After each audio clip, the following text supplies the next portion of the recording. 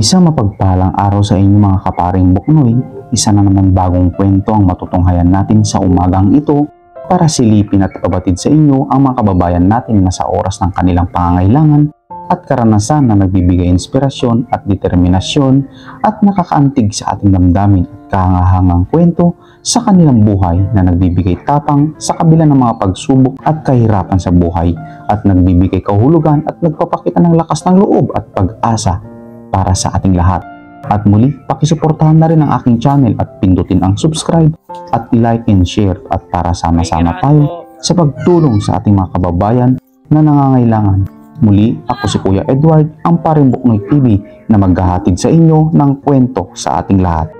Sa paglalakbay namin ni Paring Mark ay may nakilala kaming mga kababayan na puno ng determinasyon at inspirasyon, sila Nanay Teresita at Nanay Gigi na 64 na taong gulang.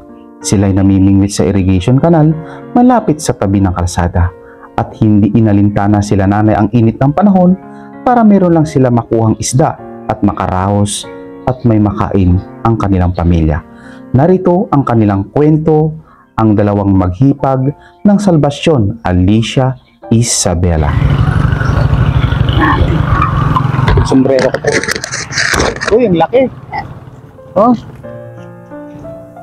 Malaki yun, oh, yung nakuha niya. Oh, tignan ko nga, Nay. Malaki na, ilog ko.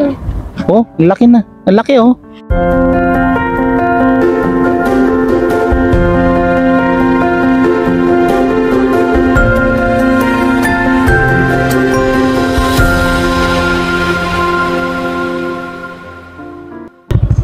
Yun, papunta pa kami ni Paring...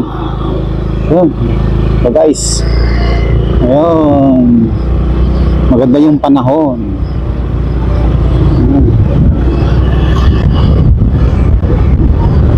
Mga kailyan, no? Dito tayo. Ayun, may mga napansin tayo mga kailyan. Ayun, na may mingwit sila. Kaya interviewin natin. Ayun.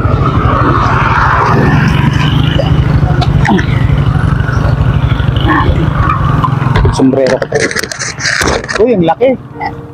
Oh. Malaki yun, oh, yung nakuha niya. Malaki na laglag. Ay, hanggang grabe. Dami yan. Malaglag na. Grabe na. Wala yan. Ulo. Hindi nakakapit.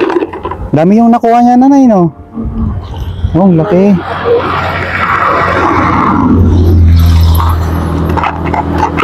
So nakaka-enjoy dito mga kailyan, ano? Nadatnan natin sila nanay namimingwit ng isda. Solved na po yung pananghalian nila mga kailyan. Dami, oh. Daming mga nakuha nilang isda, oh.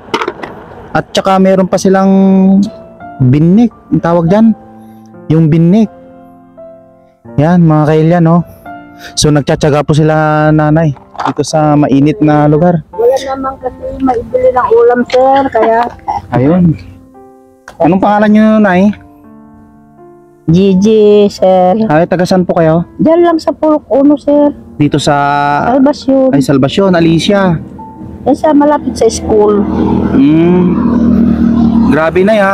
Talagang nagtitiis kayo sa init. Oo, anak ko.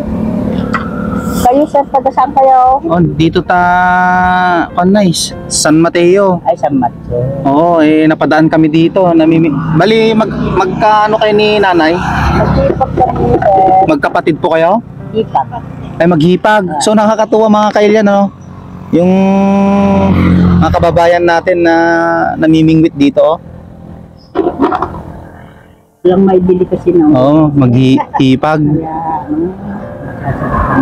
Ayun, nagtsatsaga si nanay, oh. So, mainit, kahit mainit. Basta may pang tipid lang sa tiyan, ano, Nay? Oo. Grabe, oh. Kahit mainit talaga, talagang pinagtitiisan yung init. Pero grabe na, ya. Ang laki, oh. Tignan ko nga, Nay. malaki yun na hulog ko. Oh, ang laki na. Ang laki oh. Ang laki yung isda. Wala. Ha? Baka wala po. Nakawala yung isa? Malaki. Grabe oh. Malalaki naman pala isda nito.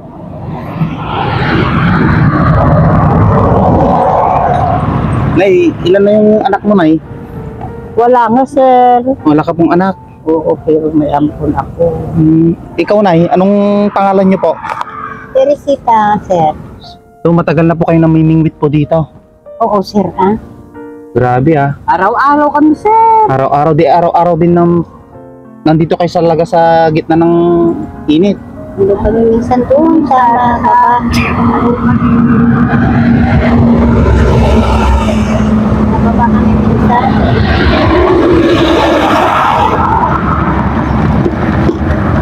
Grabe. Solve niya naman yung pananghalian na dyan, Nay. Ito, Nay, bali pagkain nyo din magpapamilya. Oo, sir. Ilan nyo po yung anak nyo, Nay? Tatlo, sir. Tatlo. Hindi pa sila nag-aaral, Nay? Ano na, may mga asawa na. Yung mga apo ko na lang ang binabantayan ko, sir. Oh. So nakakatuwa, ang ganda tong bandigan yung makipag Nay ah.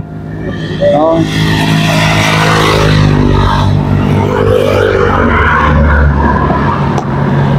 Paano naman yung pamimingwit nyo? Paano kung wala ng tubig? Saan kayo na namimingwit na? Sa mga malalalim na lugar, yung tulad nito malalim dito.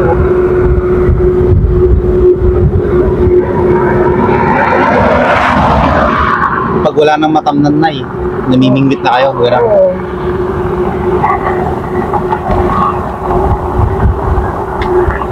Grabe oh, mga kailyan, ano? Sila Nanay Teresita at saka nanay, yung dalawang magkipag.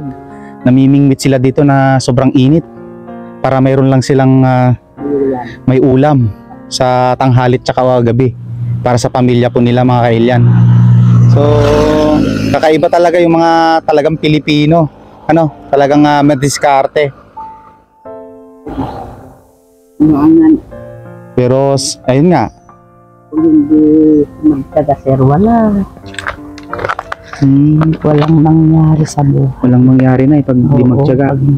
Kaya tiyaga lang. So bukas ulit na, babalik ulit kayo dito mamingwit. Oo, sir. Ilang taon na kayo, Nay? 50, ay 60. Magsi-64 na ako, sir. Oh, grabe ah. Mm-mm. Talagang matindi ka rin, Nay, sa init, ano? Sanay na, sir, dahil nagtatanim din ako. No, pag kayo, so Nay, pag wala ng tamnan, dito na kayo na tumatambay. Oo. Yan. Ayun, oh. Ang galing ni Nanay mamingwit, oh. Sobra. Nabibilib ako dito sa dalawang maghipag, mga kailyan. Kaya mainit, kahit Grabe. mainit, sir. Itagod ako. Ayun lang, Ay. balyena. May nahuli. May nahuli si Nanay, oh. Hindi. Tulog ka man. Naikuan, Oo. Nasabit, sir. O di, paano yan, Nay? Nasagod, di mabubulabog na yung mga isda. O babalik na naman kayo dito? Yan. Yan. Kuman ako. Bibira nga.